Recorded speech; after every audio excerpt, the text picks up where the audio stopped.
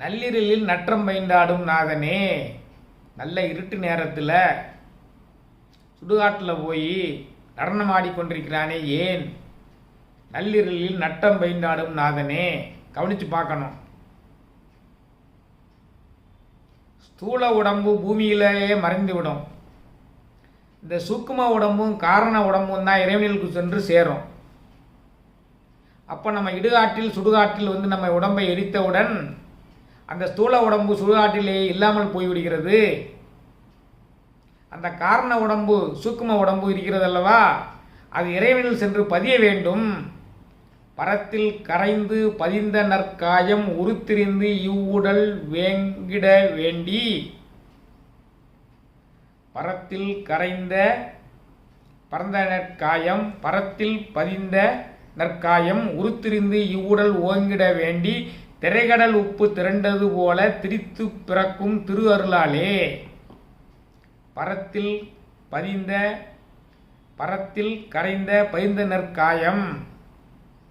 இந்த நற்காயம் என்று சொல்லக்கூடிய சூக்கும உடம்பு காரண உடம்பு ரெண்டும் பரத்தில் போய் கரைந்து பதிந்து நிற்கிறது. உருத்திரிந்து இவ்வுடல் ஓங்கிட வேண்டி பழையபடி இன்னொரு உடலை பெற்றுக்கொண்டு திரைகடல் உப்பு திரண்டது போல திரித்து பிறக்கும் திருவருளாலே. கடலிருந்து தான் உப்பு வருது, அந்த உப்பையே கடலில் போய் கரைச்சாலும் கரைஞ்சிரும். அதே போல் வேற ஒரு உடலை பெறுவதற்காக வருகிறது. அந்த சூக்கும உடம்பையும் காரண உடம்பையும் பெறுவதற்காக அவன் சுடுகாட்டில் நடனமாடிக்கொண்டிருக்கிறான். இந்த ஸ்தூல உடம்பு அங்கேயே போயிடுது. இந்த காரண உடம்பையும் நம்மளுடைய காரண உடம்பையும் சூக்கும உடம்பையும் பெறுவதற்காகத்தான் அவன் அங்கே நடனமாடிக்கொண்டு அவனில் ஏற்றுக்கொள்கிறான். அதான் நள்ளிரலில் நற்றம் பயின்றாடும் நாதன். ஏன் சுடுகாட்டில் போய் ஆடுறான்னா இதுக்காகத்தான் ஆடுறான். நம்மளுடைய உடம்பை பூரா எங்கேயுமே பரிதவிக்க விடாமல் அவனில் ஏற்றுக்கொள்கிறான். எப்படி தத்துவங்கள் பாருங்க. ஒரு தத்துவமும் ஒன்றை ஒன்று பின்னி பணிந்தது. நள்ளிரலில் நட்டம் பயின்றாடும் நாதனே. தில்லையுள் கூத்தனே. சிதம்பரத்திலிருந்து ஆனந்த தாண்டவம் ஆடுறான். அந்த ஆனந்த தாண்டவத்தில் தான் உயிரினங்கள் தோற்றுவிக்கப்படுகின்றன, யுகங்கள் தோற்றுவிக்கப்படுகின்றன. அதை தான் ரெண்டையுமே ஒரு அடுத்தடுத்த வரியில் சொல்றாரு. நள்ளிரலில் நட்டம் பயின்றாடும் நாதனே. இருட்டு நேரத்தில் சுடுகாட்டில் போய் நடனமாடி கொண்டிருக்கிறாயே. சூக்ம உடம்பையும் காரண உடம்பையும் பெறுவதற்காக நடனமாடி கொண்டிருக்கிறாயே. சிதம்பரத்தில் ஆனந்த தாண்டவம் ஆடி உயிரினங்களை எல்லாம் மீண்டும் பிறக்க வைக்கிறாயே. ஒன்றையும் தொடர்புபடுத்தியே சொல்றாரு. நள்ளிரலில் நற்றம் பயின்றாடும் நாதனே. தில்லையுள் கூத்தனே. தென்பாண்டி நாட்டானே. தென்பாண்டி நாடு. தென்பாண்டி நாடுன்னா தென்னாடுன்னா மொத்தமாகவே தென்பகுதி, அந்த இந்தியாவில் உள்ள வி முழுதும் சேர்ந்துதான் தென்னாடு. தென்பாண்டி நாட்டானேன்னா மதுரை திருநெல்வேலி குற்றாலம் கன்னியாகுமரி தான் அந்த தென்பாண்டி நாடுங்கிறது. தென்பாண்டி நாட்டானே. தாண்டவங்களை பற்றி சொல்றதுனால மதுரையில் ஒரு தாண்டவம் ஆடுகிறார் வெள்ளியம்பலம். திருநெல்வேலியில் ஆடுகிறார் தாமிர சபை.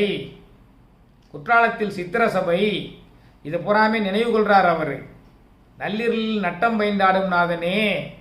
சுடுகாட்டில் நடனம் ஆடுற, சிதம்பரத்தில் ஆனந்த தாண்டவம் ஆடுற, பழையபடி மதுரையிலையுமே வெள்ளியம்பலத்தில் நடனம் ஆடுற, பிறகு தாமிர சபையில் நடனம் ஆடுற, சித்திர சபையில் நடனம் ஆடுற. இந்த நடனங்களின் மூலமாகத்தான் உலகத்தை தோற்றுவிக்கிறாய், உலகத்தை முடிவிக்கிறாய், உலகத்தை இயக்குவிக்கிறாய். அவ்வளவு இதில் அடங்கி இருக்குது. அதைத்தான் இங்கு குறிப்பிடுகிறார். நள்ளிரலில் நட்டம் பயின்றாடும் நாதனே. தில்லையுள் கூத்தனே. தென்பாண்டி நாட்டானே. இந்த 5 நடனங்கள் மூலமாகத்தான் நீ உலகத்தை தொடங்குகிறாய், உலகத்தை முடித்து வைக்கிறாய், உலகத்தை காக்கிறாய், உலகத்தை அருளுடையவர்களாக செய்கிறாய். அதான் நள்ளிரலில் நட்டம் பயின்றாடும் நாதனே. தில்லையுள் கூத்தனே. தென்பாண்டி நாட்டானே. அல்லல் பிறவி அறுப்பானே. நீ மீண்டும் மீண்டும் பிறக்கக்கூடிய அந்த அல்லல் பிறவியை அறுக்கக்கூடிய பிஞகன். பிறப்பிலி பிஞகன் பேரருளாளன் இறப்பிலி யாவருக்கும் இன்பம் அருளும் துறப்பிலி தன்னை தொழுமின் தொழுதால் மரப்பிலி மாயா விருத்தமும் ஆகுமே. மரப்பிலி மாயா விருத்தம் ஆகுமே. மாயா விருத்தம் மீண்டும் மீண்டும் பிறக்காமல் இருக்கக்கூடிய மருந்தை கொடுக்கக்கூடிய பெரிய மருத்துவன் பிஞகன் அவன். அதான் அல்லல் பிறவி அறுப்பானே. ஓ என்று சொல்லற்கு அறியானை. எப்பா உன்னுடைய பெருமையெல்லாம் சொல்லி விளக்க முடியாது என்று எத்தனையோ ஞானிகள் எல்லாம் வியந்தவனே. ஓ என்று சொல்லற்கு அறியானை சொல்லி இப்படிப்பட்ட புகழை உடையவனையெல்லாம் நினைந்தோன் நினைத்து கொண்டிருந்தால், பாடிக்கொண்டிருந்தால், பேசிக்கொண்டிருந்தால் சொல்லி திருவடி கீழ் அவனுடைய பாதத்தின் கீழ் நின்று கொண்டு அவனுடைய பாதத்தை நினைத்து கொண்டு சொல்லிய பாட்டின் பொருள் உணர்ந்து சொல்லுவார். இவ்விதமாக எல்லா வரிகளிலும் அவன் நிறைந்திருக்கக்கூடிய உணர்த்தக்கூடிய தத்துவங்களை எல்லாம் பொருள் உணர்ந்து பாடினால் செல்வர் சிவபுரத்தின் உள்ளார். அப்படிப்பட்டவர்கள் தான் சிவன்புரத்தில் போய் செல்வார்கள். செல்வர் சிவபுரத்தின் உள்ளார். சிவனடி கீழ் பல்லோரும் ஏத்த பணிந்து அவங்க சிவனடி கீழ் சென்று பொருள் உணர்ந்து இந்த சிவபுராணத்தை சொல்லக்கூடியவர்கள் சிவனடி கீழ் செல்வார்கள். சிவபுரத்தில் உள்ள சிவனடியின் கீழ் சென்று நிரந்தரமாக தங்கி விடுவார்கள். மீண்டும் பிறக்காத நிலையை அடைந்து விடுவார்கள். பலவிதமான மனிதர்களும் அவர்களை புகழுமாறு அவர்களுடைய புகழ் பூமியில் நினைத்து நிற்கும். எப்படி அப்பர், சம்பந்தர், சுந்தரர், மாணிக்க வாசகரனுடைய புகழ் நிறைந்திருக்கிறதோ, எப்படி திருமூல தெய்வத்தினுடைய புகழ் நிறைந்திருக்கிறதோ, எப்படி 63 நாயன்மார்களுடைய புகழ் நிறைந்திருக்கிறதோ, அதை போல இந்த சிவபுராணத்தை பொருள் உணர்ந்து சொல்லக்கூடியவர்கள் சிவபுரத்தில் உள்ள சிவனடிக்கில் நிரந்தரமாக சென்று தங்குவார்கள். உலகத்தோர் புகழுமாறு என்றும் புகழுடன் விளங்குவார்கள் என்பதுதான் இந்த சிவபுராணத்தினுடைய முழு விரிவுரை. மொத்தமாக ஒரே நேரத்தில் சொன்னால் 2 மணி நேரத்திற்கு மேலாக வரும் என்பதால் பல பிரிவுகளாக பிரித்து வழங்கியிருக்கிறேன். அன்பர்கள் அனைவரும் ஒவ்வொரு பகுதியாக இது வரும்பொழுது அனைத்து பாகத்தையும் சேர்த்து வைத்துக்கொண்டு படித்து பயன்பெறுமாறு கேட்டுக்கொள்கிறேன்.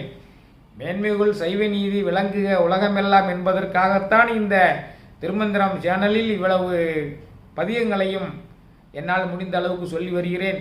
மேன்மைகள் சைவ நீதி அனைவரிடம் சென்றடையுமாறு செய்யுங்கள் என்று வேண்டி, அனைவருக்கும் பகிருங்கள், நண்பர்களுக்கு பகிருங்கள், உற்றார் உறவினர்களுக்கு பகிருங்கள் என்று வேண்டி, வான்மிகில் வளாது பெய்க, மலிவளம் சுரக்க, மன்னன் கோன்முறை அரசு செய்க, குறைவிலாது உயிரல் வாழ்க, நான்மறை அறங்கள் ஓங்க, நற்றவம் வேள்வி மல்க, மேன்மைகள் சைவ நீதி விளங்குக உலகமெல்லாம், மேன்மைகள் சைவ நீதி விளங்குக உலகமெல்லாம், மேன்மைகள் சைவ நீதி விளங்குக உலகமெல்லாம். நன்றி, வணக்கம்.